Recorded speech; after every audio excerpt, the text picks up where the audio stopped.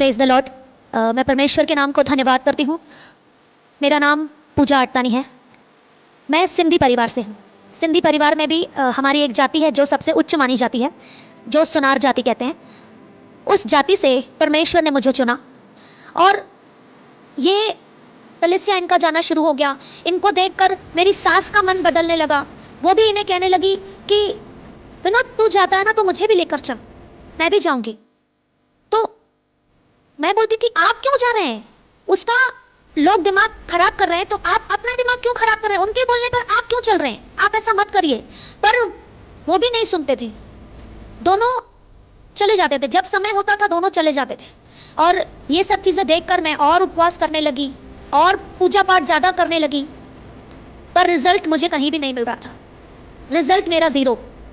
इतना सब करने के बाद ये और दूर होते जा रहे थे और उन सारी बातों से मुझे ऐसा लग रहा था कि हमारा जो रिलेशन है ना वो भी उसमें दूरी आती जा रही है। क्यों? क्योंकि वो यीशु मसीह में बढ़ रहे हैं और मैं यहाँ देवी देवताओं में बढ़ रही हूँ। उन चीज़ों के कारण हमारे बीच में बहुत अनबन होने लगी, बहुत लड़ाइयाँ होने लगी। तो एक बार मैंने क्या किया, जो हमारा मंदिर का स्थान था, मैंने उस मंदिर को उस जगह से निकाल कर अपने रूम में लगा दिया कि शायद इनका ध्यान रूम में रहेगा, मंदिर तो जाएगा, कि ये मन बदल कर मेरे साथ पूजा पाठ करने लगेंगे। मैंने बहुत कोशिश की, मैंने रूम में भी मंदिर लगाया, इनके सामने पूजा पाठ करती थी, सब कुछ करती थी, पर इनको कोई फर्क नहीं पड़ता था क्योंकि इनका विश्वास परमेश्वर पर बढ़ चुका था। और ये ऐसी बातें चल रही थी, मैं बहुत निराश हो चुकी थी। परमेश्वर की दया से, पहले तो मैं परमेश्वर को नहीं जानती थी पर अब जानती हूँ, तो मैं परमेश्वर को महिमा दूंगी कि परमेश्वर की दया से मुझे बेटा हुआ, परमेश्वर ने मुझे चलाया, फिर परमेश्वर की दया से मुझे बेटी हुई। तो उस बेटी के दौरान हमारे जीवन में एक बड़ी गवाही हुई।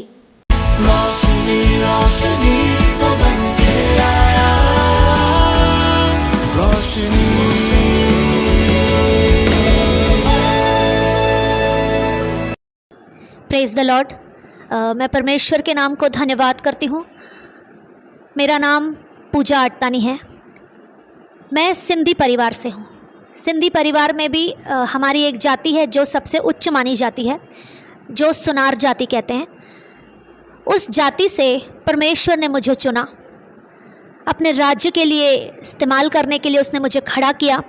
तो ऐसे महान परमेश्वर यीशु मसीह का मैं धन्यवाद करती हूँ कि उसने मुझे इस योग्य ठहराया। जब मैं मसीह में नहीं थी, जब मैं अन्य जाति थी, जब मैं यीशु मसीह पर विश्वास नहीं करती थी, तब मैंने वो सब किया जो आज संसार में लोग करते हैं।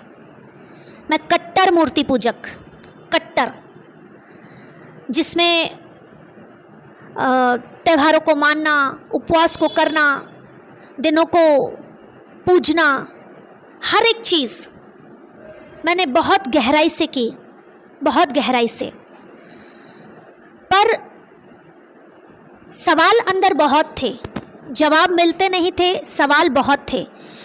सब कुछ अच्छा चलता था पर मन में बहुत सारी बातों का डाउट रहता था कि ये कैसे ठीक होगा, ये बातें कैसे क्लियर होंगी, उसका जवाब मुझे नहीं मिलता था।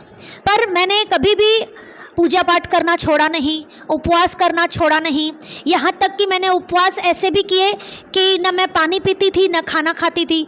बहुत टाइम तो सिर्फ फ्रूट पर भी मैंने उपवास किए।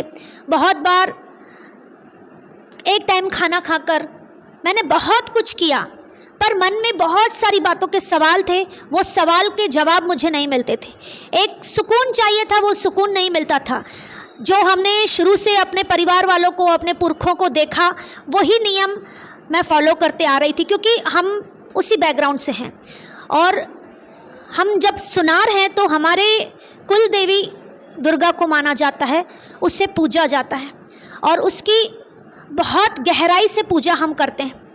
वो सब मैंने किया, सब, पर सुकून कहीं भी नहीं मिल रहा था। चलते आ रहा था, समय चलते आ रहा था, बहुत साल निकल गए, बहुत साल, पर सवालों का जवाब कहीं से भी नहीं मिला। ऐसे ही दिन निकलते जा रहे थे। मेरी शादी का समय आया। परिस्थिति मेरे मम्मी पापा की ऐसी ख़राब हुई कि 1000 रुपये भी नहीं थे कि वो मेरी शादी कराए। और हमें शादी यहाँ उल्लासनगर में आकर करना था। मेरा मायका रायपुर छत्तीसगढ़ में है। वहाँ से बारात को लेकर यहाँ पर आना और लड़की के दहेज, जो भी बहुत सारी बातें, हमारे सुनारों में सिंधियों में बहुत कुछ लेन देन होता है। डिमांड नहीं रहती है पर अपनी खुशी से बहुत कुछ देना करना। पर उस समय मेरे पापा के पास कुछ नहीं था, तो जैसा अन्य जाति करते हैं हम भी वैसा करते थे। अलग अलग जगहों पर जाना, वहाँ मन्नतें मांगना, वहाँ एक एक चीज़ों को बोलना कि ये मेरी इच्छा पूरी हो जाए, ये मेरी इच्छा पूरी हो जाए। पर कुछ रास्ता नहीं, बस चल रहे हैं। जैसे तैसे शादी हुई। मेरे मायके में ऐसे अचानक बातें आई कि समझ में नहीं आ रहा था कि कैसे होगा, पर शादी अच्छे से निपट गई। यहाँ पर आए तो मेरे ससुराल वाले मेरे मायके से बहुत अच्छे पोस्ट पर थे उस समय, तो यहाँ का खर्चा सब उन्होंने किया, हमें कुछ करना नहीं पड़ा। जो लगता है सिर्फ वही। उसके बाद भी जो मेरा नियम था, सुबह उठकर पूजा पाठ करना, दिया बत्ती करना, उपवास करना, हर एक चीज़ वो कंटिन्यू चालू था। पर ऐसा नहीं कि मैं अपने मायके से ससुराल में आई, एक अच्छे घराने में आई तो वो सवाल ख़त्म हो गए। नहीं, सवाल वहीं के वहीं थे। यहाँ पर आई तो यहाँ का माहौल पूरा अलग। यहाँ पर मैंने बहुत सारे लोगों को गालियाँ बकते देखा कि वो सेकंड में गालियाँ देते हैं। हमने अपने मायके में कभी ऐसा नहीं सुना, तो वो चीज़ मुझे खटकती थी कि इतनी गालियाँ कौन देता है। और यहाँ पर कोई भी धीरे आवाज़ में बात नहीं करता, बहुत ज़ोर से। तो वो चीज़ें समझ में नहीं आती थी कि क्यों, ऐसा क्यों, जब सब कुछ है तो इतना आवाज़ बढ़ाकर बात करना क्यों, हर एक चीज़ों पर गालियाँ क्यों, इतना गुस्सा क्यों। तो सवाल जो पहले थे वो सवाल और मेरे अंदर बढ़ते गए। पर मैंने कभी पूजा पाठ नहीं छोड़ा, कभी उपवास नहीं छोड़ा। मेरे पति भी मेरे साथ मिलकर पूजा पाठ करते थे। हम लोग मिलकर उपवास करना, कभी शुक्रवार के उपवास, कभी मंगलवार के, कभी सोमवार के, जो जैसा बोलता था वैसा करते थे। पर सवालों का अंत कभी भी नहीं हुआ, कभी भी नहीं। हमारा समय ऐसे ही चलते जा रहा था। एक समय ऐसा आया कि मेरे पति को किसने परमेश्वर के बारे में बताया कि यीशु मसीह कौन है, और उनका उन बातों पर विश्वास करना और उनका परमेश्वर के घर में जाना शुरू हुआ। और ये बातें मुझे बहुत खटकती थी कि क्यों हम तो दुर्गा को मानने वाले, अपने देवी देवताओं को मानने वाले, क्यों अब आप क्रिश्चियन धर्म में जा रहे हैं, क्यों? जो हम पति पत्नी में कभी झगड़े नहीं होते थे, पर वो झगड़े होना शुरू हो गए। सिर्फ एक ही बात कि आप चर्च क्यों जा रहे हैं, आप कलीसिया क्यों जा रहे हैं।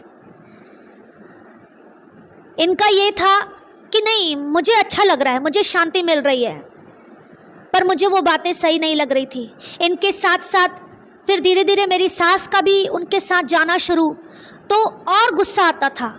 जो मेरा कभी भी इतना हाइपर होना नहीं होता था, पर इन सब बातों के कारण मैं बहुत हाइपर हो जाती थी।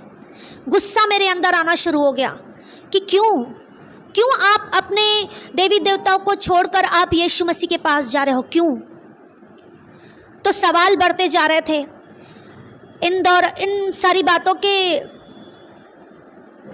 अनुसार जैसे चल रहा था, जीवन चल रहा था, इनका विश्वास धीरे धीरे मजबूत होने लगा। ये और गहराई में जाने लगे, प्रेयर करने लगे। इन्होंने धीरे धीरे पूजा पाठ छोड़ दिया। तो मुझे गुस्सा आने लगा कि ठीक है, आप जा रहे हो, आप विश्वास कर रहे हो, पर आप पूजा पाठ क्यों छोड़ रहे हो? आप अपने भी तो देवी देवताओं को देखो जो हमने शुरू से देखा है। अब आप उन चीज़ों को छोड़कर आप बिना पूजा पाठ के जा रहे हैं, ऐसा कैसे चलेगा? हमें चलाने वाले वही हैं। पर इनका मन बदल चुका था। इन्होंने बोला तुझे जो करना है कर, मुझे प्रेशर मत दे। और ये कलीसिया इनका जाना शुरू हो गया। इनको देखकर मेरी सास का मन बदलने लगा। वो भी इन्हें कहने लगी कि विनोद तू जाता है ना, तो मुझे भी लेकर चल, मैं भी जाऊंगी। तो मैं बोलती थी आप क्यों जा रहे हैं? उसका लोग दिमाग खराब कर रहे हैं तो आप अपना दिमाग क्यों खराब कर रहे हैं? उनके बोलने पर आप क्यों चल रहे हैं? आप ऐसा मत करिए। पर वो भी नहीं सुनते थे, दोनों चले जाते थे। जब समय होता था दोनों चले जाते थे। और ये सब चीज़ें देखकर मैं और उपवास करने लगी और पूजा पाठ ज़्यादा करने लगी, पर रिजल्ट मुझे कहीं भी नहीं मिल रहा था। रिजल्ट मेरा ज़ीरो। इतना सब करने के बाद ये और दूर होते जा रहे थे और उन सारी बातों से मुझे ऐसा लग रहा था कि हमारा जो रिलेशन है ना वो भी उसमें दूरी आते जा रही है। क्यों? क्योंकि वो यीशु मसीह में बढ़ रहे हैं और मैं यहाँ देवी देवताओं में बढ़ रही हूँ। उन चीज़ों के कारण हमारे बीच में बहुत अनबन होने लगी, बहुत लड़ाइयाँ होने लगी। तो एक बार मैंने क्या किया, जो हमारा मंदिर का स्थान था, मैंने उस मंदिर को उस जगह से निकाल कर अपने रूम में लगा दिया कि शायद इनका ध्यान रूम में रहेगा, मंदिर तो जाएगा कि ये मन बदल कर मेरे साथ पूजा पाठ करने लगेंगे। मैंने बहुत कोशिश की, मैंने रूम में भी मंदिर लगाया, इनके सामने पूजा पाठ करती थी, सब कुछ करती थी, पर इनको कोई फ़र्क नहीं पड़ता था क्योंकि इनका विश्वास परमेश्वर पर बढ़ चुका था। और ये ऐसी बातें चल रही थी, मैं बहुत निराश हो चुकी थी। परमेश्वर की दया से, पहले तो मैं परमेश्वर को नहीं जानती थी, पर अब जानती हूँ, तो मैं परमेश्वर को महिमा दूंगी कि परमेश्वर की दया से मुझे बेटा हुआ, परमेश्वर ने मुझे चलाया, फिर परमेश्वर की दया से मुझे बेटी हुई। तो उस बेटी के दौरान हमारे जीवन में एक बड़ी गवाही हुई, जिसे मेरे पति ने तो स्वीकार किया, पर मेरा विश्वास कहीं ना कहीं डगमगाया हुआ था। उस गवाही को देखकर भी मेरा विश्वास पूरी तरह से यीशु मसीह पर नहीं था। जब मेरी बेटी 2010 में पैदा हुई तो उसे जन्म से टीबी डिक्लेयर किया गया और टीबी ऐसी थी कि डॉक्टर ने कहा कि दिनों दिन उसकी लेवल बढ़ते जाएगी और एक समय ऐसा आएगा कि उसे सिर्फ 1 या 2 टैबलेट लेना पड़ेगा। जब तक वो ज़िंदा रहेगी तब तक उसे वो टैबलेट लेना पड़ेगा। और 2 साल 2010 से लेकर 2012 तक हमारी ट्रीटमेंट कंटिन्यू चालू थी, क्योंकि वो पैदा होने से ही उसे टीबी डिक्लेयर किया गया था। न मेरे मायके में किसी को टीबी, न मेरे ससुराल में किसी को टीबी, पर उस बच्ची के अंदर टीबी आया। और वो टीबी सोच सोच के ना मैं बहुत रोती थी कि मैं तो इतनी पूजा पाठ कर रही हूँ, इतना सब कुछ कर रही हूँ, तो मेरी बच्ची के ऊपर ऐसा क्यों? क्योंकि बेटी का सवाल है, आगे चलकर शादी की बातें आती हैं या जैसे लाइफ आगे बढ़ते जाती है तो सवाल रह जाते हैं कि टीबी है, और एक दाग के जैसा वो टीबी मुझे चुभ रहा था कि जैसे जैसे वो बड़ी होगी शायद वो बातें और बड़ी होगी, क्योंकि हमने कभी देखा नहीं था किसी को टीबी होते हुए, या कभी सिर्फ सुनते थे कि बहुत खांसी होती है, बहुत तकलीफ़ होती है। तो जब इसे जन्म से था तो डॉक्टर के पास हम कंटिन्यू लेके जाते थे, तो वो 15-15 दिन में इसकी टैबलेट्स, टॉनिक्स सब चेंज करते थे। और 15-15 दिन में पहले तो सिरप चल रहे थे, क्योंकि बॉर्न थी तो उसे मेडिसिन नहीं देते थे, उसे सिरप दिया जाता था। और धीरे धीरे ऐसा मेरा घर दवाइयों से भर जा रहा था।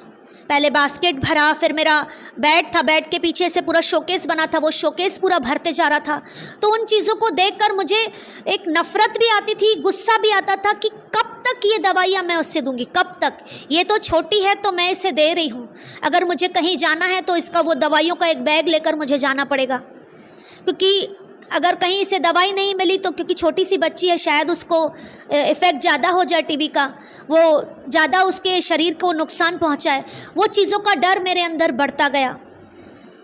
पर मेरे पति को परमेश्वर पर विश्वास था और किसी ने उसे एक पास्टर से मिलाया और प्रभु के दास ने मेरी बच्ची के लिए प्रेयर किया।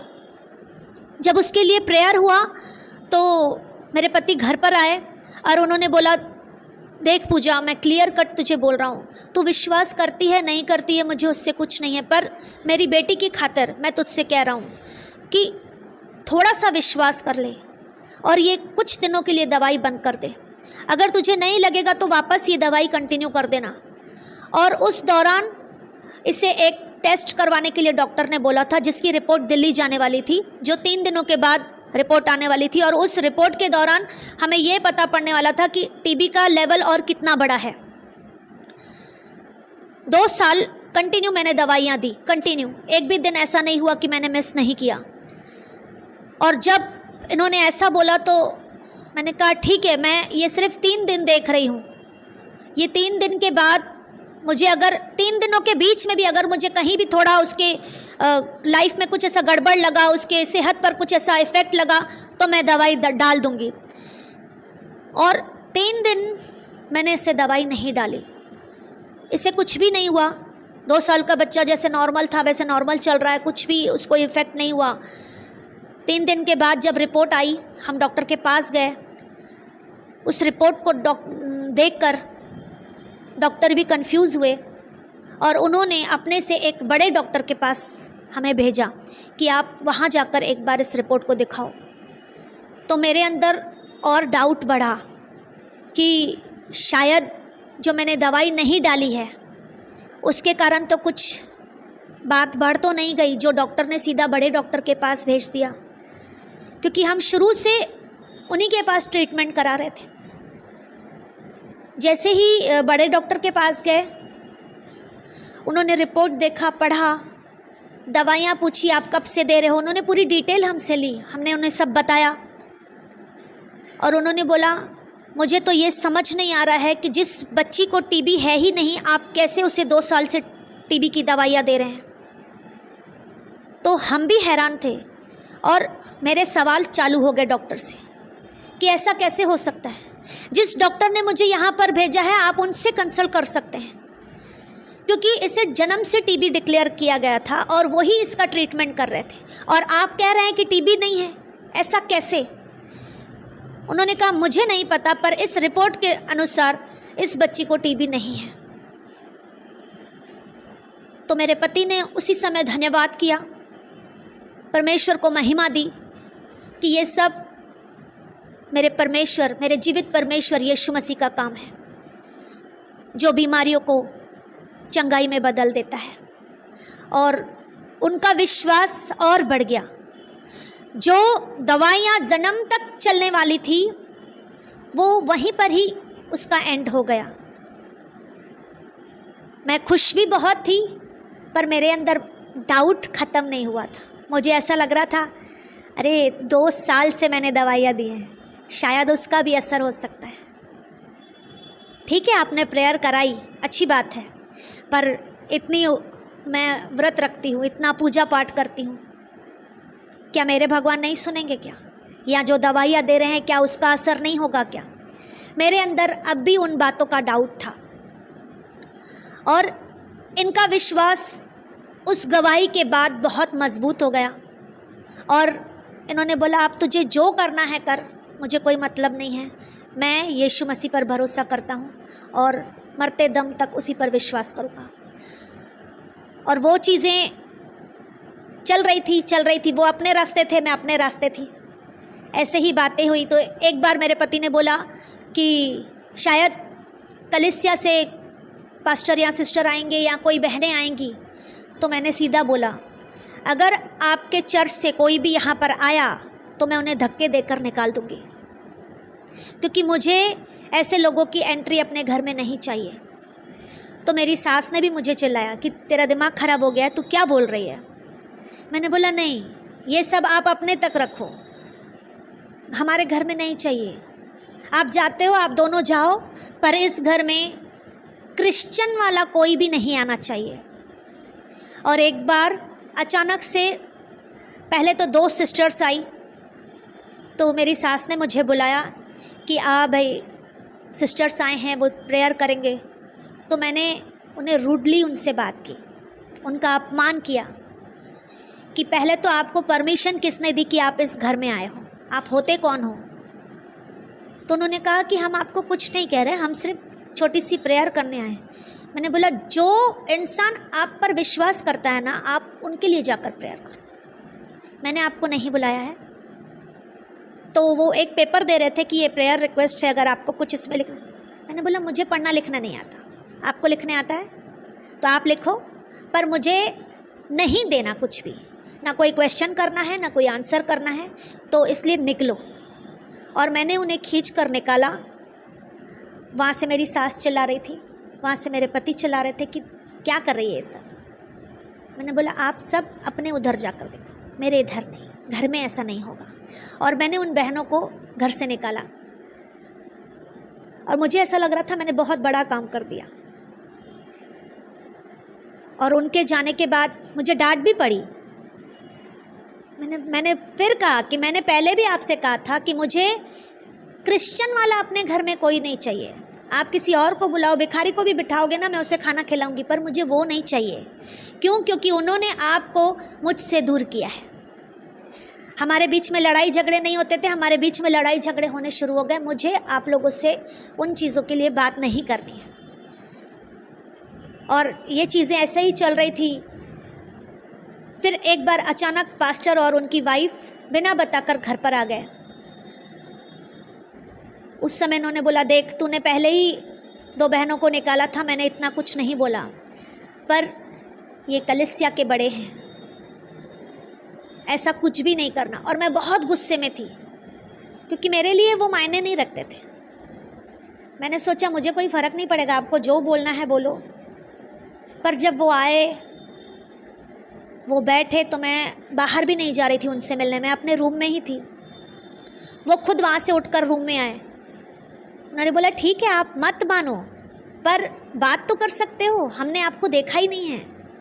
आपके पति आते हैं, आपकी सास आती है, तो उस नाते हम आपसे मिलने आए हैं, बस हमें और कुछ नहीं चाहिए। क्या हम एक बहन के अधिकार से या एक माता पिता के अधिकार से आपसे नहीं मिल सकते? तो जब उन्होंने ऐसा बोला ना, तो मेरा मन थोड़ा शांत हुआ और मैंने उनसे बातचीत करना शुरू किया। और जब हमारी बातचीत हो रही थी तो मैंने उनसे सवाल किया कि क्या होता है यीशु मसीह पर आने से, क्या होता है? मेरा घर तो सुधरा नहीं है, मेरे अंदर जितने सवाल है वो सवाल तो वैसे ही है। मैं यहाँ पर जैसे शादी करके आई हूँ, मैं देखती हूँ हर एक के मुंह में गाली रहती है, सेकंड सेकंड में गाली देते हैं। कहाँ सुधार है? या किसी को किसी की परवाह नहीं, तुरंत अपमान कर देते हैं। तो क्या ऐसे होते हैं लोग? ये विश्वास होता है? तो उन्होंने बोला देखो मैं बाकी का तो नहीं कह सकती, पर एक बात ये कहूँगी कि अगर कोई काम पर जाता है तो काम करने के बाद ही सैलरी मिलती है, बिना काम के सैलरी नहीं मिलती। तो उसी तरह अगर आपको इन सवालों का जवाब है तो एक बार आकर देखो, एक बार विश्वास करके देखो, शायद आपको आपके सवालों के जवाब मिल जाएंगे। या आपको लग रहा है कि आपके पति जा रहे हैं, आपकी सास जा रही है, तो उनके जीवन में क्या बदलाव है, आप चेक करो, आपको चेंजेस नज़र आएगा। तो वो चीज़ मुझे अच्छी लगी कि हाँ मुझे चेक करना चाहिए। और वो बैठे थे, उनसे फिर मैंने अच्छे से बातें की, जो आदर करना था वो आदर किया। उन्हें मैंने निकाला नहीं, बहनों को पहले निकाला था पर उन्हें मैंने निकाला नहीं। और वो मिल कर गए अच्छे से। और उसके बाद मैंने ये ठाना कि नहीं, मुझे अपने पति को और अपनी सास को अब चेक करना चाहिए कि कितना इनके अंदर चेंज आया है। और जब मैं धीरे धीरे देखने लगी, नोट करने लगी, तो मैंने ये देखा कि मेरे पति के अंदर जो इतना गुस्सा था, वो गुस्से में बहुत बातों पे कंट्रोल आया था, बहुत सारी बातों पे। उनका गुस्सा इतना रहता था कि जब शॉप पर कस्टमर आते थे तो बहुत कस्टमर रहते थे और वो अकेले या स्टाफ भी रहता था तो कस्टमर को हैंडल नहीं कर पाते थे, उन्हें खाना खाने का भी समय नहीं रहता था। और कितनी बार तो मतलब रोज़ अगर शॉप पे झगड़ा नहीं हो तो दिन पूरा नहीं हो। और कितनी बार तो इन्होंने रॉड भी उठा ली थी मारने के लिए, इतना उनका गुस्सा बहुत बड़ा हुआ था। तो उस गुस्से पर मैंने देखा कि इन्होंने कंट्रोल किया है। और जो इनके मुंह से सेकंड सेकंड में गालियां निकलती थी, उन चीज़ों पर भी कंट्रोल आया था। तो मुझे समझा कि चलो कुछ तो असर हुआ है, चलो जा रहे हैं, कम से कम कुछ तो इनके लाइफ में चेंजेस आया है। और फिर सास की लाइफ में देख रही थी, वो अकेले डरते थे, अकेले कहीं जाने आने से उनकी सांस फूलती थी। वो चीज़ें उनके अंदर से ऑटोमेटिक ख़त्म हो गई। वो खुद ही डॉक्टर के पास चले जाती, उन्हें फिर किसी को साथ में ले जाने की ज़रूरत नहीं, या अगर घर पे भी बैठने के लिए बोलो तो अकेले भी बैठ जाते थे। तो वो चीज़ें मुझे दिखने लगी कि नहीं, जिन चीज़ों में वो वीक थे अब उनमें उन्हें हिम्मत आ गई है। तो वो चीज़ें मुझे अच्छी लगी, पर मैं तो कठोर थी। अब कैसे बोलूं कि एक बार चल के देखती हूँ। मैंने बोला जाने दो, मुझे क्या, ये जा रहे हैं, इनके अंदर चेंजेस आ जाएगा, मेरे लिए उतना काफ़ी है। फिर मेरे पति ने मुझ पर एक ट्रिक आजमाया परमेश्वर में मुझे लाने के लिए। वो, मैं हिंदी मीडियम से पढ़ी हुई हूँ, तो वो रात में आते थे और मुझसे कहते थे कि पूजा मुझे ये ना बाइबल पढ़ के बता। तो मैं चिढ़ती भी थी कि मैं क्यों पढूं, मेरा क्या काम, अभी तो आप मेरा कुछ करते नहीं हो, जो मैं पूजा पाठ करती हूँ वो आप तो करते नहीं हो, तो मैं आपका क्यों पढूं। तो बोलते थे मैं तुझे कुछ बोल थोड़ी रहा, मेरी हिंदी कमज़ोर है ना, तो थोड़ा मुझे तू पढ़ के समझा, क्योंकि मुझे पता है तू एक्सप्लेन अच्छा कर लेती है। तो पहले तो 1-2 दिन ऐसे ही किटपिट हुआ, फिर मैंने कहा सिर्फ पढ़ के ही तो बताना है, करना क्या है। और फिर मेरा स्टार्ट हुआ, मैं डेली नाइट में इनको बाइबल रीड करके जितना मुझे समझता था उतना मैं उन्हें समझाती थी, और जो मुझे नहीं समझ में आता था तो मैं, अरे इसमें ये पता नहीं क्या लिखा है, उसका मतलब मेरे को नहीं पता, पर वो अभी आप अपना देख लेना। ऐसा करके मैं उन्हें बाइबल पढ़ के सुनाना मैंने शुरू किया। और उस बाइबल पढ़ते मेरे मन में एक इच्छा हुई कि मुझे जाकर देखना चाहिए कि वहाँ होता क्या है। पर एक तरफ ऐसा था कि ये मेरी सोच है, मुझे ऐसा था कि चर्च में एक ऐसा डोर रहता है, उस डोर पर एक एसी लगी रहती है, उस एसी में कुछ ऐसा धुआं डला रहता है जिससे लोग आकर्षित हो जाते हैं और वो यीशु यीशु करने लगते हैं। ये मेरी सोच थी, और मुझे वही लगता था कि मेरे पति भी वहाँ जब विश्वास करके गए तो वो धुआं उन पर आया और उसके बाद उनका मन बदल गया, और वही चीज़ मेरी सास के ऊपर भी। तो मुझे डर था कि कहीं मैं भी गई तो मैं भी कहीं उस चीज़ में अट्रैक्ट ना हो जाऊं, उसमें फंस ना जाऊं। तो ईगो था मेरे अंदर, और वो ईगो जाए कहाँ। पर मैं गई नहीं, चल रहा था, डेली इनको बाइबल पढ़ के सुनाना,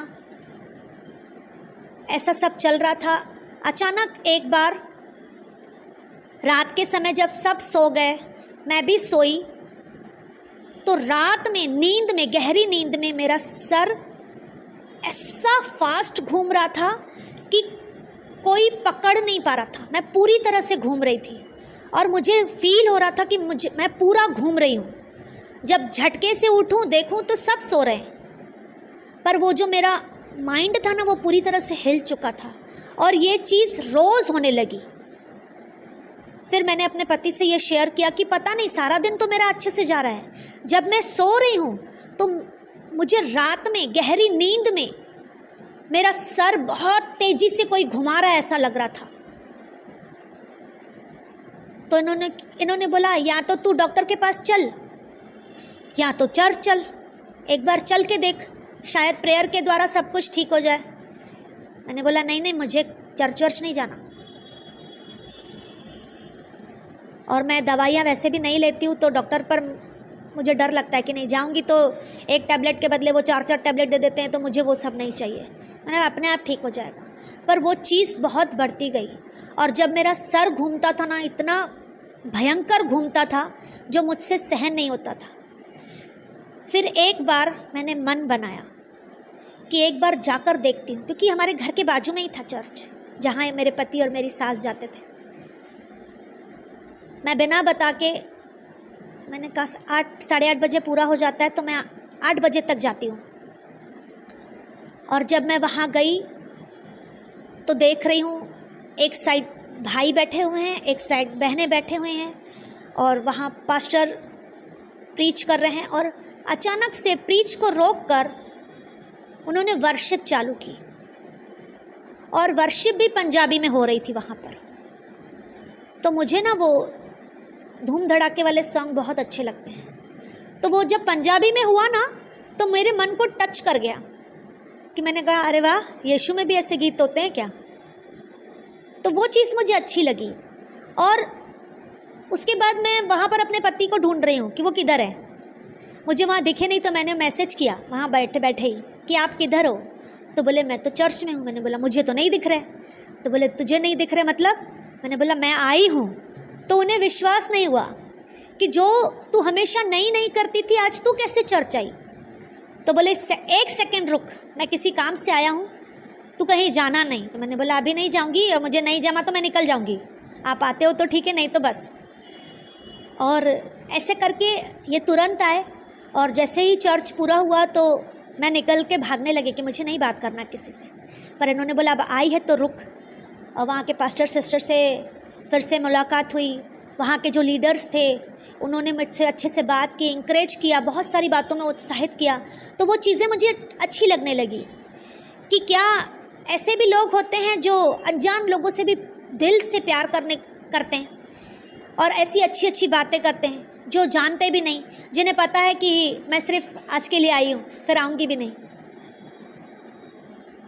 और वो चीज़ें मुझे अच्छी लगी। तो मैंने बोला मैंने पास्टर से कहा कि आपने जो पंजाबी का सॉन्ग गाया ना मुझे वो बहुत अच्छा लगा। तो बोले पता नहीं मैंने बीच में प्रीच रोक कर कैसे गाया, क्योंकि मैं कभी ऐसा नहीं करता। शायद पवित्र आत्मा की अगुवाई थी कि आपको वो गीत चाहिए था, और मैंने बीच में प्रीच रोक कर मैंने वो स्तुति का गीत लिया। तो मुझे कुछ कुछ बातें अच्छी लगी और मैं घर में आई। उन्होंने तब मेरे लिए प्रेयर भी किया कि नॉर्मल प्रेयर किया। मैं आई और जो मेरा सर कंटिन्यू घूमता था वो अचानक से बंद हो गया, जिसके लिए मैं डॉक्टर के पास नहीं गई, मैंने प्रेयर नहीं करवाया, कुछ भी नहीं किया। वो अचानक से अपने आप सिर्फ मेरा एक बार जाना। और फिर मैंने अपने पति को ये बात कुछ दिनों के बाद बताई कि जो मैं आपको रोज़ कह रही थी ना, वो मैं एक बार वहाँ से होके आई, उसके बाद मेरा वो सर घूमना पूरी तरह से बंद हो गया। तो मेरे पति ने कहा अब तो विश्वास कर ले कि यीशु मसीह जिंदा है और उसने तुझे छुआ है। जो तेरे अंदर गड़बड़ी हो रही थी या जो तेरे अंदर कुछ ऐसी बातें आ रही थी, तेरे सिर्फ एक बार आने से वो सारी बातें तेरे अंदर से निकल गई। तो मुझे लगा कि हाँ कुछ है, ऐसा कुछ है जो सच में कार्य करता है। और ऐसा मेरा विश्वास परमेश्वर पर बढ़ गया। हालेलुया। चलिए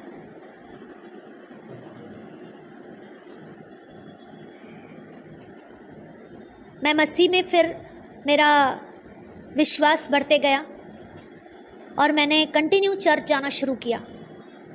और मेरी जॉइंट फैमिली इतनी बड़ी कि हमें सब कुछ अरेंज करके उसके बाद चर्च में जाना पड़ता था। तो पहले घर के पूरे काम निपटाने पड़ते थे, उसका सब करने के बाद कलीसिया में जाना पड़ता था। तो कभी भी अपने कामों को मैंने रोका नहीं, क्योंकि मैं घर की छोटी बहू थी तो जिम्मेदारियां हमारे ऊपर बटी हुई थी और वो सारे काम निपटा कर और तुरंत जो चर्च का टाइम था हम भागते थे। हमारे घर में पहले ये नियम था कि जो जेंट्स आते हैं, जैसे मेरे ससुर जी हुए, बड़े जेठ जी हुए, पहले गरम गरम खाना उन्हें ही परोसा जाता था। जब वो खाकर पूरा करते थे उसके बाद हम लेडीज़ लोग खाते थे।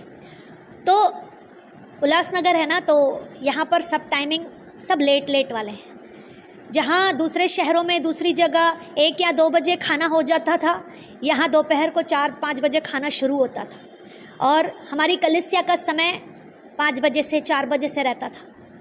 तो मुझे ऐसा लगता था कि मैं जल्दी से जल्दी खाने का काम निपटा लूँ तो मैं समय से कलीसिया जा पाऊँ, क्योंकि मुझे अब घर में बैठना अच्छा नहीं लगता था। मुझे ऐसा लगता था कि नहीं, मैं कुछ जाऊँ, वहाँ कुछ सीखूँ, मुझे सीखना है।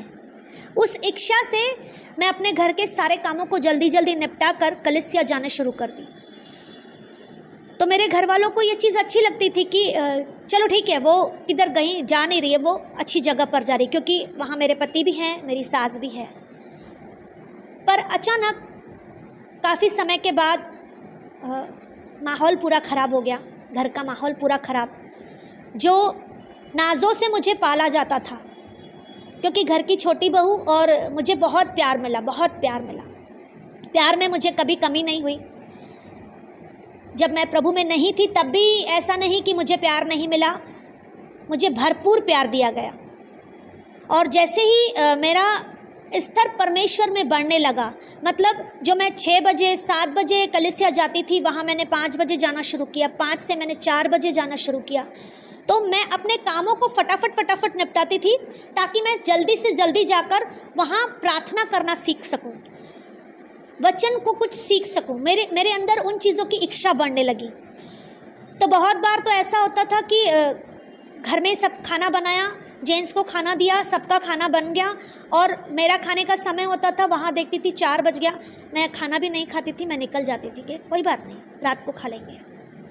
और बहुत बार ऐसा हुआ, ऐसा चल रहा था। अचानक से घर का माहौल पूरी तरह से ख़राब हुआ और घर में लफड़े शुरू हुए।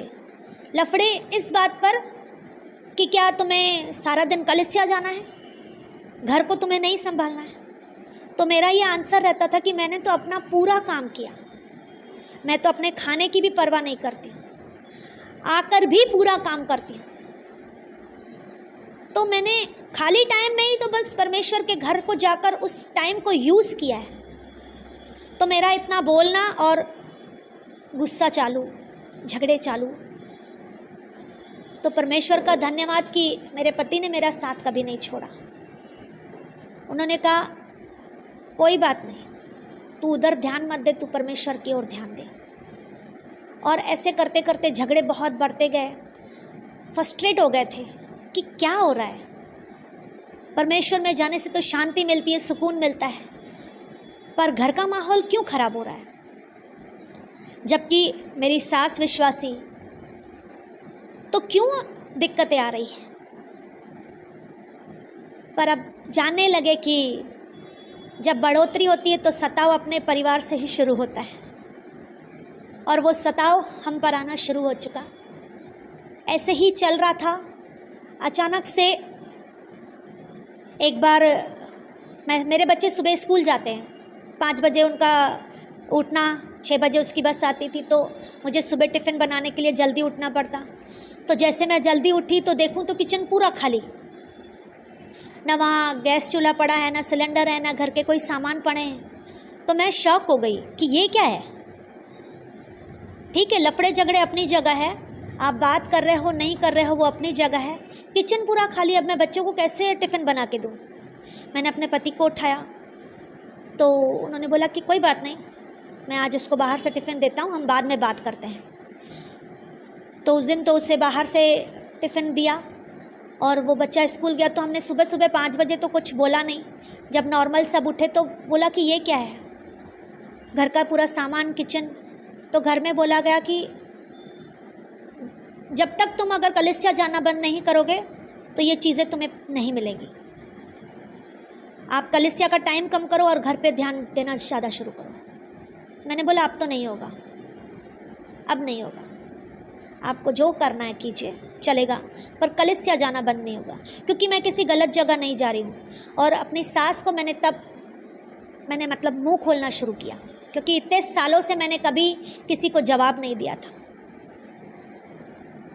और जब मेरा मुंह खुलना शुरू हुआ तो उनको गुस्सा लगना शुरू हुआ कि घर की छोटी बहू होकर तू अब मुंह खोलेगी, जवाब देगी। और साथ में फिर मेरे पति का भी सपोर्ट कि तू अपने पत्नी की साइड लेता है, तू समझता नहीं है।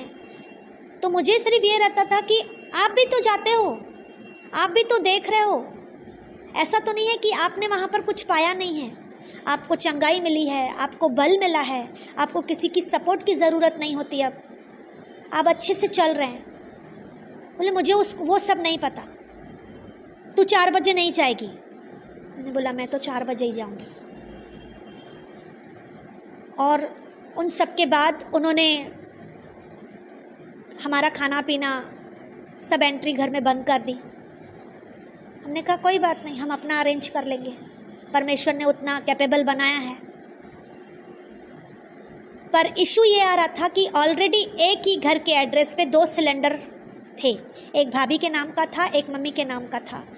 तो वहाँ से कंपनी वालों ने बोला कि अब तीसरा नहीं दे सकते। तो हमें लगा अब देखते हैं। तो मेरे पास इंडक्शन था, मैंने बोला कोई नहीं, जब तक इंडक्शन यूज़ करते हैं। पर इंडक्शन हैबिट नहीं थी यूज़ करने की, तो बच्चों के लिए ऐसा लगता था फटाफट टिफ़िन का अरेंज हो जाए, फिर बाद में घर में आराम से बैठ के करूँगी। तो ये अपना काम फटाफट छोड़कर, इतने कस्टमर छोड़कर 12 बजे एक बच्चे के लिए आते थे देने के लिए, एक बार सुबह 5 बजे मेरे बेटे के लिए लेकर आते थे। कुछ दिन तक ऐसा चल रहा था। फिर हमारी प्रेयर बढ़ती गई कि नहीं प्रभु तू रास्ता कुछ दे, और परमेश्वर ने दया की, रास्ता खोला कि उसी घर में उसी एड्रेस पर हमारे नाम से भी सिलेंडर आया। जो कंपनी वाले कह रहे थे कि नहीं होता है, उन्हीं कंपनी वालों ने अलाउ किया, और मेरा विश्वास है कि ये प्रार्थनाओं के द्वारा हुआ। पर हफ्ता भर, एक हफ्ता हमारे पास सिलेंडर नहीं था। एक हफ्ते में हमने बहुत सफ़र किया, क्योंकि स्कूल का टाइमिंग, बच्चों के ट्यूशन का टाइमिंग, ऐसा लगता था कि हम खाएं नहीं खाएं चलेगा, पर उनको सब कुछ देना है समय पर। और वो चीज़ें मैं जब देखती थी कि बच्चा भूख में बैठा है और घर के बाकी सदस्य खा पी रहे हैं, तो मुझे हर्ट होता था कि मैंने इतने साल मैंने दिए, तो क्यों ऐसा? ठीक है आप मुझे मत दो, मेरे पति को मत दो, पर बच्चों ने क्या बिगाड़ा? पर हर एक बात में परमेश्वर की भलाई। सिलेंडर आया, सब कुछ हुआ। फिर बोला कि इस किचन में तेरा एंट्री नहीं रहेगा। मैंने कहा कोई बात नहीं। तो मेरे रूम में साइड में ऐसा छोटी सी जगह बनी थी, मैंने उस जगह को बनाया, वहाँ पर गैस चूल्हा रखा और सिलेंडर को मैंने बालकनी के साइड रख दिया। और घर से मुझे एक भी सामान के लिए परमिशन नहीं थी, तो राशन भी खुद ही को लेना था, राशन को रखने के लिए बर्तन भी खुद ही लेने थे, हर एक चीज़ खुद ही। तो धीरे धीरे वो चीज़ें को करने लगे। तो भले हमारा घर बड़ा है, पर एक ही रूम में सब कुछ करना पड़ रहा था, क्योंकि मेरे पास पर्सनल अपना एक ही रूम था। हम 4 लोग, हस्बैंड वाइफ और 2 बच्चे, ऊपर से बच्चों की स्टडी के सारे सामान, फिर सिलेंडर आया, घर का राशन। फिर थोड़े टाइम में बोला गया कि आपको जूठे बर्तन भी किचन में मांजने अलाउ नहीं है, कपड़े मैले भी अलाउ नहीं हैं, सब कुछ आपको खुद ही करना है, और अपने रूम तक ही। तो ऐसा लग रहा था कि एक मैं चौल में रहने आ गई हूँ। सिर्फ वॉशरूम के लिए बाहर जाना पड़ रहा था, बाकी सब कुछ उसी रूम में। तो वो चीज़ें ना मुझे बहुत हर्ट होती थी कि नहीं, इतना बड़ा घर होने के बाद मेरे बच्चों को इतनी परमिशन नहीं है कि वो डोर के बाहर जाकर खेल सके, पैसेज में एंट्री कर सके। सिर्फ वॉशरूम के लिए, नहाने के लिए बाहर जाते थे, नहीं तो अंदर रूम में ही बैठना है। तो एक ऐसा लगता था कि कहीं जेल में बंद हो गए हैं, या चौल जैसी लाइफ मुझे लगने लगी। तो वो बातें मेरे माइंड पर बहुत असर करती थी, क्योंकि मैं अगर घर में रूम में प्रेयर करती थी तो मेरा प्रेयर का आवाज़ भी घर वालों को पसंद नहीं आ रहा था कि नहीं, हमें तेरा ये आवाज़ नहीं चाहिए, तेरे बच्चों का आवाज़ नहीं चाहिए। तो जो मुझे समय मिलता था उस समय मैं प्रेयर नहीं करती थी, मैं बाइबल रीड करती थी। पर मन में जितना प्रेयर होता था उतना।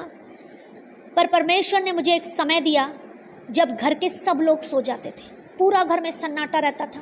तो चाहे रात का 2 बजा हो, 2:30 बजा हो, मैं रात में अपने रूम का कोना पकड़कर प्रेयर करती थी कि परमेश्वर अगर आपने मेरे लिए नया घर रखा है तो मुझे वो घर दीजिए, या तो इस घर के हालातों को बदल दीजिए। क्योंकि आप जानते हैं मैं और कुछ नहीं कर रही, मैं सिर्फ आपकी महिमा कर रही हूँ, आपकी सेवा कर रही हूँ। और 3 साल मैंने एक रूम में निकाले, और वो चीज़ें सहन के बाहर होते जा रही थी, क्योंकि थोड़ा भी कुछ हुआ तो आवाज़ सताव चालू हुई, ऐसा नहीं चाहिए, ऐसा नहीं चलेगा। पर एक चीज़ ऐसी थी कि सेपरेट होने के बाद जो लफड़े झगड़े थोड़े ज़्यादा थे ना, वो कम हुए। भले मैं अपना खाना अलग बनाती थी, अपना सारा सिस्टम अलग था, पर मेरे पास जो हमारे रिलेटिव हैं, मेरी ननंदे हुई या यहाँ तक कि मेरी सास ससुर भी रूम में आकर बैठते थे, बात करते थे। जो मैं बनाती थी वो उन्हें देती थी तो वो खाते भी थे। तो वो चीज़ मुझे अच्छी लगती थी कि चलो कोई बात नहीं, अलग हुए पर दूरियां नहीं हैं। थोड़ी थोड़ी बातों पर इशू होता है, आवाज़ उन्हें पसंद नहीं आती, तो मेरा ये था कि कोई बात नहीं, सब नॉर्मल हो जाएगा। पर जब बच्चों के ऊपर बात आती थी तो सहन नहीं होता था। और वो चीज़ सोच सोच के अचानक एक दिन जब मैं सुबह उठी, फ्रेश वगैरह हुई और मैंने बाहर अपने ससुर जी को देखा बैठे हुए, भाभी को देखा बैठे हुए, और उनको वहाँ पर देखा और मैं वहाँ गिर गई, पैसेज में मैं वहाँ गिर गई। और मैंने तब पापा की आवाज़ सुनी कि इसको उठाओ, इसको क्या हुआ है। उसके बाद मुझे कुछ भी पता नहीं। बाद में मुझे सब बताया गया तो मुझे ये बातें पता है। भाभी ने मुझे उठाया, रूम में लेकर गए और तुरंत विनोद को बुलाया गया, क्योंकि 9 साढ़े 9 बजे ये शॉप चले जाते थे। इनको बुलाया कि उसे कुछ हो गया है, तू वापस आ। ये आए वापस। डॉक्टर को घर पर बुलाया गया तो डॉक्टर को भी समझा नहीं कि इसे कुछ क्या हुआ है। तो उसने भी शायद कुछ इंजेक्शन या कुछ ऐसा दिया कि देखते हैं 1-2 घंटे में उसे होश आ जाएगा तो ओके, नहीं तो फिर आगे कुछ देखते हैं। 2 घंटे निकल गए पर मुझे होश नहीं आया और धीरे धीरे मेरा शरीर ठंडा पड़ रहा था। और डॉक्टर ने जब वापस आया डॉक्टर, तो उसने कहा कि आप इसे किसी हॉस्पिटल लेकर जाओ, क्योंकि मुझे या तो मुझे अपने हॉस्पिटल में ले जाकर उसे पूरी तरह से चेक करना पड़ेगा कि उसे क्या हुआ है जो अचानक से बेहोश हुई है और वो इंजेक्शन वगैरह भी उस पर काम नहीं कर रहा है। और डॉक्टर ने बोला अगर 1 घंटे के अंदर उसे होश नहीं आता है तो रिस्क है, क्योंकि कुछ बॉडी मूव नहीं हो रही थी, कुछ काम नहीं हो रहा था। तो मेरे पति ने पास्टर और उनकी वाइफ को प्रेयर रिक्वेस्ट के लिए बोला, उन्हें बताया कि ऐसा ऐसा हो गया है। और सबको पता था कि घर में बहुत फ्रस्ट्रेशन चल रही थी, इशू, लफड़े झगड़े सब चले जा रहा था। और उसके कारण एक ही रूम में 3 साल से। तो डॉक्टर ने कहा अगर इसे आप इस समय से नहीं लेकर जाओगे तो हम कुछ नहीं कर सकते। पर मेरे पति का विश्वास था कि नहीं, इसे कुछ नहीं होगा। पास्टर भी घर पर आए, उन्होंने भी प्रेयर वगैरह किया, सब कुछ किया। सब मेरे पति को समझा रहे कि उसे लेकर चल, हॉस्पिटल लेकर चल, हमें ठीक नहीं लग रहा है, इसकी जैसी कंडीशन है हमें वो ठीक नहीं लग रही है, लेकर चल। मेरे पति ने कहा नहीं, वो परमेश्वर की बेटी है, उससे कुछ नहीं हो सकता। और समय बीतता जा रहा था, 2 घंटे से 4 घंटे हो गए। मेरे बॉडी में थोड़ी भी जान नहीं थी, मेरा शरीर ठंडा पड़ चुका था। यहाँ तक कि मेरी जो जेठानी है भाभी, उन्होंने मेरे पति को बहुत चिल्लाया कि तेरा दिमाग काम कर रहा है कि नहीं कर रहा है, उसकी हालत ऐसे हो चुकी है, तू नहीं लेकर जा रहा है तो मैं लेकर जा रही हूँ। इन्होंने बोला कोई इसको हाथ नहीं लगाएगा, ये खड़ी होगी। और ऐसा समय बीतता जा रहा था, सबकी प्रेयर्स भी चालू थी। चर्च में हर एक व्यक्ति मेरे लिए प्रेयर कर रहा था। यहाँ से मेरे पति का विश्वास था कि परमेश्वर इसे कुछ होने नहीं देगा। और घर का माहौल पूरी तरह से खराब हो गया, पूरी तरह से पूरा माहौल मातम का हो चुका था, क्योंकि मेरे अंदर जान नहीं थी, मेरा शरीर ठंडा पड़ रहा था। और बच्चे रो रहे हैं, भाभी रो रही है, सबको फ़ोन कर दिया, सब कुछ, पूरा माहौल, पूरा मातम का माहौल हो चुका। 6 घंटे से ऊपर हो चुके थे। पास्टर सिस्टर फिर से आए घर पे, उन्होंने बहुत चिल्लाया कि तू ऐसा क्यों कर रहा है, उसे लेकर चल, वो नहीं है, ऐसा मत कर। पर पता नहीं मेरे पति के अंदर क्या ऐसा विश्वास बढ़ा हुआ था कि वो कह रहे थे नहीं ये उठेगी मतलब उठेगी। और मुझ पर अनॉइंट किया गया। पास्टर ने बोला कि तू सदमे में आ गया, तुझे समझ में नहीं आ रहा है। चर्च के लीडर भी आए थे, सब कुछ चल रहा था बहुत अच्छे से। वो अपने बातों में लगे हुए थे और मेरे पति अलग वे में थे कि नहीं, इसे मेरा यीशु उठाएगा, इससे मेरा यीशु उठाएगा, ये ऐसे नहीं जा सकते। 8 घंटे हुए, सुबह में 9 या 10 बजे गिरी। उसके बाद से सीधा 8 घंटे के बाद अचानक से मेरी थोड़ी आँख खुली। और जब मैंने आँखें खोली तो सबसे पहले मैंने अपने पति को देखा, क्योंकि वो मुझे अपने गोद में लेकर बैठे थे, रो रहे थे। पर इनका आंसू तब बहा जब मेरी आँख खुली। उस समय जो घर का मातम का माहौल था ना, वो खुशियों से भर गया, क्योंकि एक बहुत बड़ा मिरेकल था, बहुत बड़ा मिरेकल। परमेश्वर ने मुझे मौत से भी बचाकर फिर से जीवन दिया। हमने लाजर का सुना है कि 4 दिन के बाद वो जिंदा हुआ, पर मुझे परमेश्वर ने 8 घंटे के बाद उठाया। जो डॉक्टर ने जवाब दे दिया था कि इतने घंटे के बाद 2 से 4 घंटा अगर ज़्यादा हो गया तो रिस्क है, हम कुछ नहीं कर सकेंगे, पर 4 घंटे से 8 घंटे हो चुके। उन 8 घंटों में परमेश्वर ने मुझे फिर से एक जीवन दिया। और जब मेरी आंखें खुली तो पास्टर वही थे, और पास्टर ने बोला तुझे क्या चाहिए? मैंने बोला मुझे अपना घर चाहिए, मुझे और कुछ नहीं चाहिए, मुझे अपना घर चाहिए। और उस समय मेरे पति ने बोला कुछ भी हो जाए मैं तुझे अपना एक घर लेकर दूंगा। और उसके बाद मैं उठी, क्या हुआ क्या नहीं हुआ मुझे कुछ पता नहीं। बाद में मुझे सब बताया जा रहा है कि ऐसा हो रहा है, वैसा हुआ, ये मार रहे हैं, कर रहे हैं, पानी डाल रहे हैं कि उठूं उठूं, पर मुझे कुछ होश नहीं, कुछ नहीं। तो मुझसे पूछ रहे थे तुझे कुछ और पता है, तू कहाँ थी? मुझे कुछ नहीं मालूम, मुझे कुछ भी नहीं पता। सिर्फ मुझे इतना पता है कि मैं गिरी और पप्पा का आवाज़ आया कि इसे उठाओ, इसे कुछ हुआ है, ये गिर गई है। बस वो लास्ट आवाज़ मैंने सुना था। उसके बाद क्या हुआ क्या नहीं हुआ मुझे कुछ भी पता नहीं। पर प्रभु यीशु मसीह का धन्यवाद देती हूँ कि उसने मुझे जीवन दान दिया। और उस बात से मेरा विश्वास और बढ़ा कि परमेश्वर सच में मिरेकल करता है। और उस बात के बाद मेरे पति का मन बदल गया।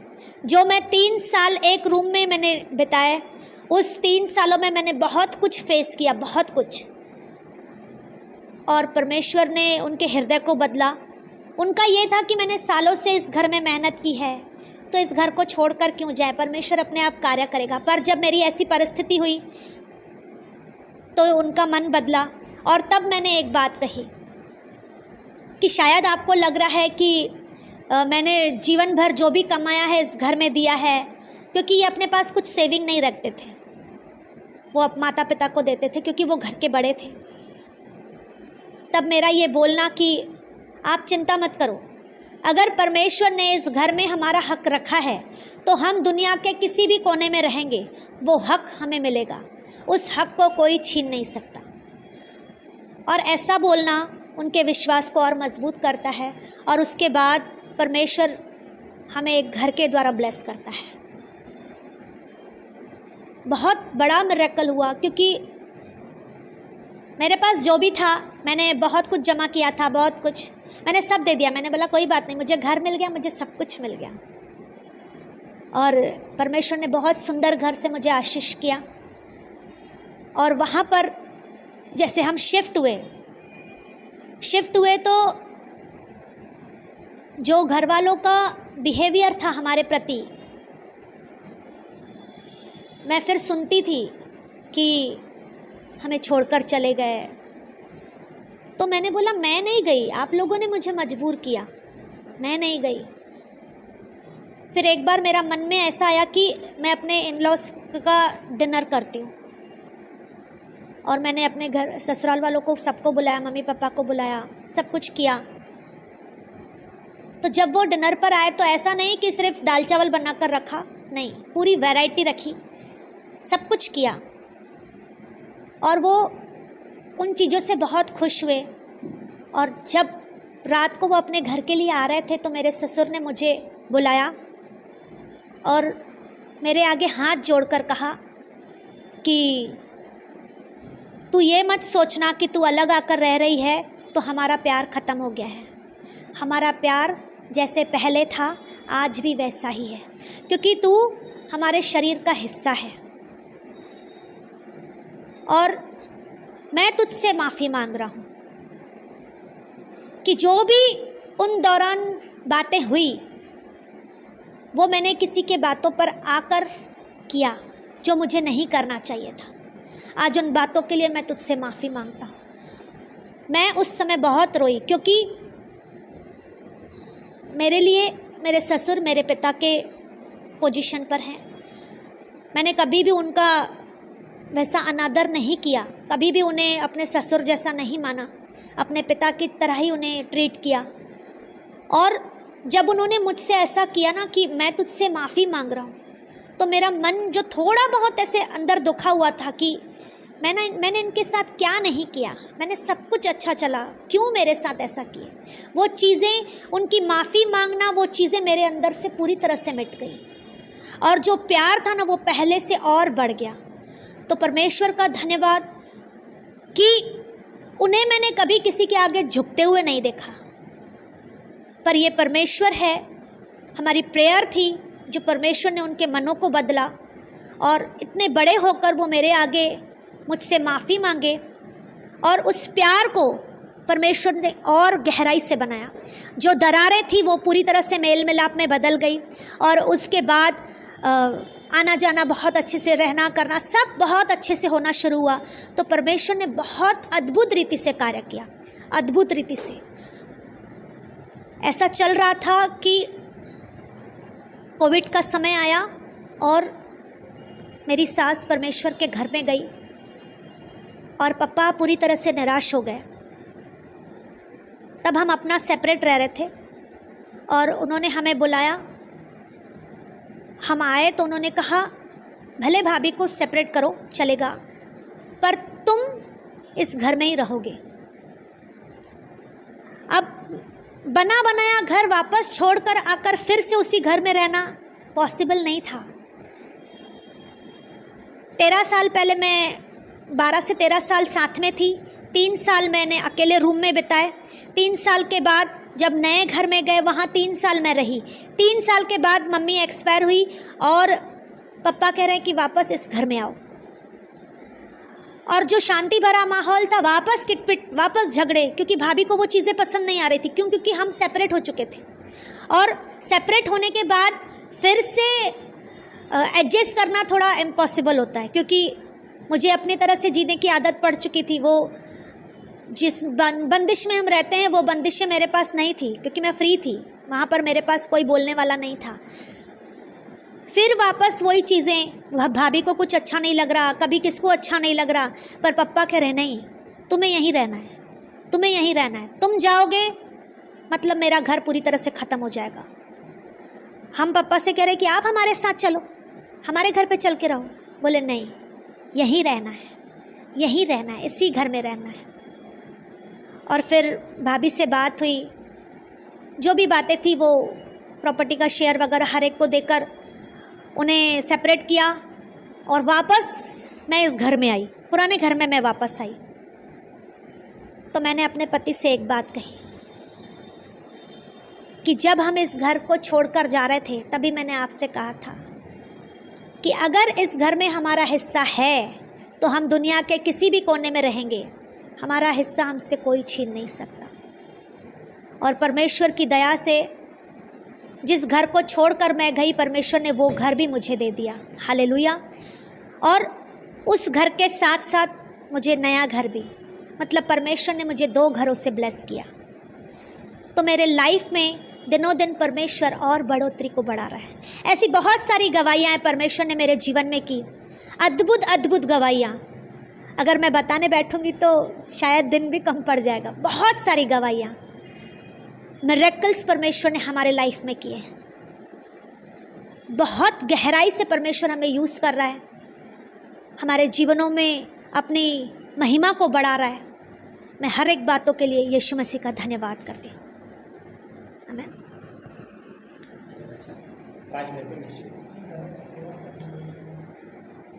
यीशु मसीह का धन्यवाद करती हूँ कि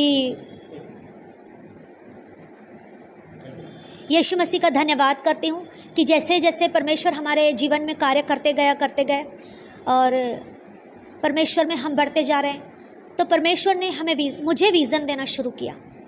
और उस विज़न में मैं ऐसा देखती थी कि मैं अपना घर देख रही हूँ, वहाँ पर इंस्ट्रूमेंट देख रही हूँ, बहुत सारे लोगों को देख रही हूँ, तो मुझे समझ में नहीं आ रहा था कि ये सब क्या है।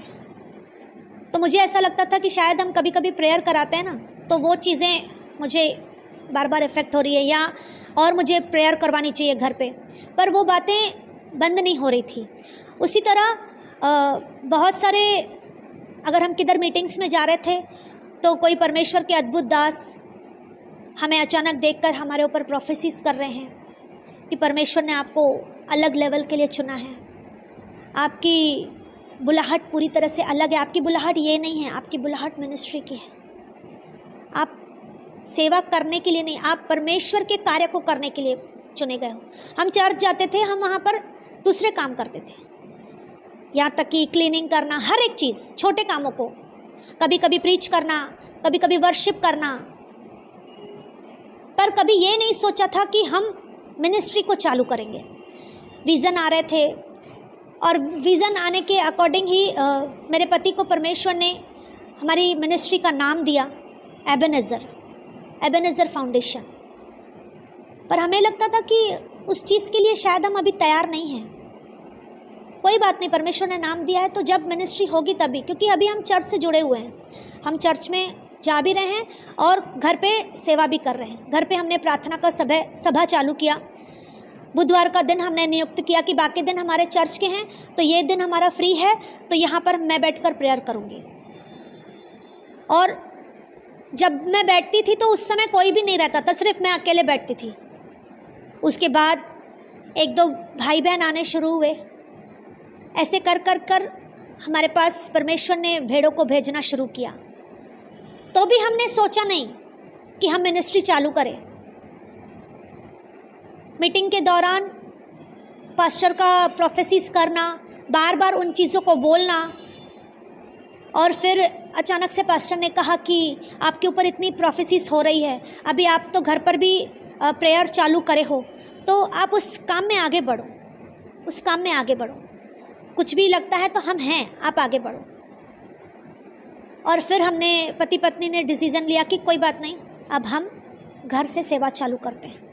और हम बुधवार से प्रेयर चालू कर रहे हैं, प्रेयर। फिर धीरे धीरे प्रेयर के बाद वर्ड भी देना शुरू किया कि लोगों को वचन समझना ज़रूरी है। वचन, क्योंकि वचन है तो परमेश्वर है। ओनली प्रेयर काम नहीं करती, वचन के साथ प्रेयर होना बहुत ज़रूरी है। और हमारा बुधवार का सभा अच्छे से चल रहा था। 7 मार्च से हमने घर पर सभा चालू की थी। उसके बाद से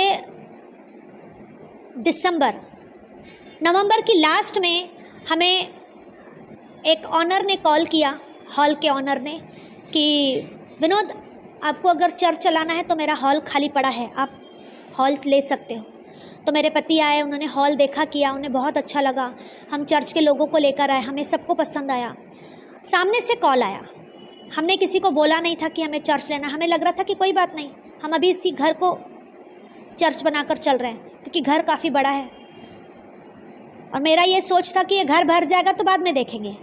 पर सामने से कॉल आना और सारी चीज़ें आसानी से खुद ही खुद होनी शुरू हो गई।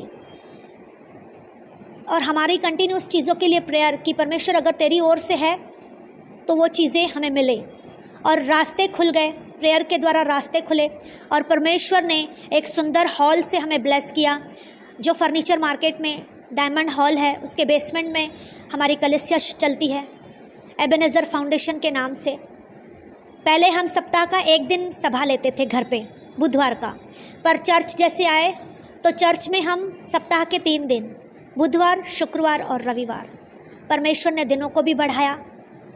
परमेश्वर की भेड़ें भी आती हैं जो परमेश्वर की भूखी और प्यासी हैं, वो वचनों को सुनने के लिए, सीखने के लिए समय समय पर परमेश्वर के घर में आ रहे हैं। और टाइम की कोई लिमिट नहीं है, कोई बंदिश नहीं है, क्योंकि हमारे पास है। हम जब चाहें तब परमेश्वर की इस घर में महिमा करते हैं। हम मॉर्निंग में भी कभी भी आ जाते हैं, नाइट में भी कभी भी बैठते हैं, कोई रोक टोक नहीं है। परमेश्वर ने मिनिस्ट्री से ब्लेस किया और इस मिनिस्ट्री के द्वारा बहुत सारे लोगों के जीवन में कार्य हो रहा है। जब भी यहाँ से प्रेयर होती है तो परमेश्वर उनके जीवन में कार्य करता है। एक को टीबी की तकलीफ़ थी, वो टीबी की तकलीफ़ से आज़ादी हुई। 3 नंबर में रहते हैं वो, जो डॉक्टर नहीं कर पाए, मेरे यीशु मसीह ने उसके जीवन में कार्य किया। उनका विश्वास बढ़ा। एक भाई के ऊपर अचानक से एक्सीडेंट हुआ, आग लगा, पर परमेश्वर ने उससे बचाया। बहुत पूरी तरह से जल चुका था, पर वो तुरंत रिकवरी परमेश्वर ने उसके जीवन में दी। उसका विश्वास बढ़ा। ऐसी बहुत सारी गवाहियाँ परमेश्वर ने एबेनेज़र फाउंडेशन में तैयार की है। बीमार आते हैं वो चंगाई को पाकर जाते हैं, जो खाली आते हैं वो परमेश्वर की भरपूरी को लेकर जाते हैं। दिनों दिन उनका विश्वास बढ़ रहा है। एक भाई कल्याण से आता है जिसके पैर पूरी तरह से गल रहे थे और उसका मांस गलता था, दिनों दिन गलता था, उसकी उंगलियां तक ख़त्म हो चुकी थी। और एक भाई जब उसे हमारे पास लेकर आया, 2 बार, सिर्फ 2 बार आया पहले, उसका विश्वास बढ़ा, उसने सीखा, समझा। हमने उससे प्रार्थना का पैटर्न बताया कि ऐसे ऐसे आप भी प्रार्थना करो, ऐसे ऐसे आप वचन पढ़ना शुरू करो। और उसके उस विश्वास के द्वारा जो उसका पैर का मांस गलता था वो वहीं स्टॉप हो गया और परमेश्वर ने नए मांस से उसके पैर को बनाया। तो परमेश्वर ने उस भाई के जीवन में भी अद्भुत गवाही की, क्योंकि मेरा यीशु जिंदा है, मेरा यीशु जिंदा है। वो अद्भुत कार्य करता है। उसने सिर्फ मेरे परिवार में नहीं, वरन मेरे कलीसिया के परिवारों में भी अद्भुत कार्यों को किया है। मैं ऐसे महान परमेश्वर का धन्यवाद करती हूँ। मेरा बेटा जब छोटा था तो उसके जीवन में भी परमेश्वर ने कार्य किया। ये गवाही बहुत बड़ी है, पर मैं उसे शॉर्ट में बताऊंगी। जब मेरा बेटा, दिवाली का समय था, नीचे अपने फ्रेंड्स के साथ खेल रहा था, तो एक फटाका होता है ना, जब जलाते हैं तो कभी फटता नहीं है, तो उसे देखने के लिए 3-4 बच्चे आगे आए और वो फटाका अचानक से फटा तो वो उसका बारूद उसकी आँख पे गया और वो पूरा खून से भर गया। उसकी आँख फूटी और उसको सब लोग लेकर आए, पूरा खून। और मेरी सास डर गई, हम डर गए कि इसे अचानक ऐसा क्या हो गया। हम तुरंत भागे डॉक्टर के पास। पूरा एक साइड उसका गया था। प्रेयर स्टार्ट हुई उस चीज़ के लिए कि परमेश्वर उसके ऊपर दया करे, क्योंकि मेरे घर में एक ही है मेरा बेटा, हमारे ख़ानदान में एक ही है। बाकी भाभीयों को सबको बेटियां हैं, मुझे ही एक बेटा है।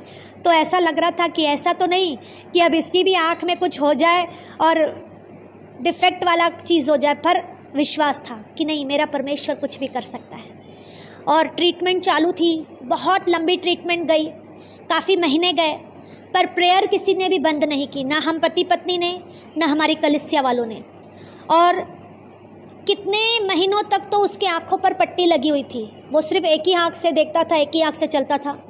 और जब उसकी वो पट्टी खुलनी थी तो डॉक्टर ने कहा कि मैं गारंटी नहीं दे सकता हूँ, अब पट्टी खुलने के बाद ही मुझे समझेगा कि आगे क्या है क्या नहीं है। या तो इसकी आँखों में भेंगापन आ जाएगा, या तो इसकी एक आँख से रोशनी ख़त्म हो जाएगी। पर हमने कहा नहीं, हमारा यीशु मसीह है, वो अपने बच्चों को निराश नहीं करता। जब उसकी पट्टी खुली तो उसकी आंखें बिल्कुल देखने में नॉर्मल, थोड़ा भी फ़र्क नहीं, क्योंकि बहुत सारे लोगों को हम देखते हैं तो किसी की आंखों में भेंगापन रहता है। पर मेरे बच्चे के ऊपर परमेश्वर ने दया की, उसकी आंखें बिल्कुल नॉर्मल। फिर डॉक्टर ने जब भी चेक किया तो ऐसा लग रहा था कि शायद, क्योंकि डॉक्टर ने पहले ही बोला था कि शायद वो रोशनी नहीं रहेगी एक आँख में, तो अब हम एडजस्ट करने के लिए रेडी थे। पर एक तरह का विश्वास था कि जब पौलुस जेल में बंद था तो कलीसिया लौ लगाकर प्रार्थना कर रही थी और पौलुस जेल से आज़ाद हुआ, तो उसी तरह मेरे बच्चे के लिए पूरी कलीसिया लौ लगाकर प्रार्थना कर रही थी और उस प्रार्थनाओं का जवाब परमेश्वर ने दिया। जब डॉक्टर ने टेस्ट किया तो उसकी आइज़ की रोशनी पूरी तरह से परफेक्ट, जितनी होनी चाहिए उतनी। हालेलुया। मैं परमेश्वर का धन्यवाद करती हूँ कि उसकी आँखों में थोड़ा भी इफ़ेक्ट नहीं आया। उसे अभी भी कोई देखेगा तो कोई नहीं बोल सकता कि ये वही बच्चा है कि जिसकी आँख में फटाका लगा था, जिसे डॉक्टर ने कहा था कि उसकी आँख में भेंगापन आएगा या उसकी आँख में रोशनी नहीं रहेगी। पर परमेश्वर ने एक बड़ा चमत्कार मेरे बेटे के जीवन में किया। आज हम फैमिली में सबको चश्मा है, पर मेरे बेटे को चश्मा नहीं है। ये मेरे परमेश्वर की दया है उस पर। अगर आप अभी भी उसे किसी डॉक्टर के पास लेकर जाएंगे, वो आइस टेस्ट करवाने जाता है, तो डॉक्टर थोड़े कंफ्यूज होते हैं कि इसकी आँख में कुछ है, पर क्या है हमें समझ में नहीं आता, पर इसकी रोशनी एकदम बराबर है। तो परमेश्वर ने अपनी रोशनी उस पर दी है और उसे कोई छीन नहीं सकता। मैं ऐसे महान परमेश्वर का धन्यवाद करती हूँ कि ऐसे चमत्कारों वाली गवाहियाँ परमेश्वर ने हमारे जीवनों में की है। तो ऐसे मैं जिंदा परमेश्वर की जितनी महिमा करूँ, जितना धन्यवाद करूँ कम है। मैं यीशु मसीह का दिल से धन्यवाद करती हूँ कि उसने हमारे परिवारों के साथ साथ हमारी कलीसिया के परिवार में भी परमेश्वर कार्य कर रहा है, कलीसिया को बढ़ा रहा है। मैं प्रभु का धन्यवाद करती हूँ। परमेश्वर ने, पहले हम लीडर थे, लीडर से हम घर में सेवा करने आए, उसके बाद परमेश्वर ने एक पास्टर की पोजीशन पर लाया, मिनिस्ट्री दी। ये मामूली बात नहीं है, ये परमेश्वर है जो कर रहा है। परमेश्वर ने इस योग्य ठहराया। ऐसे महान परमेश्वर का मैं दिल से धन्यवाद करती हूँ।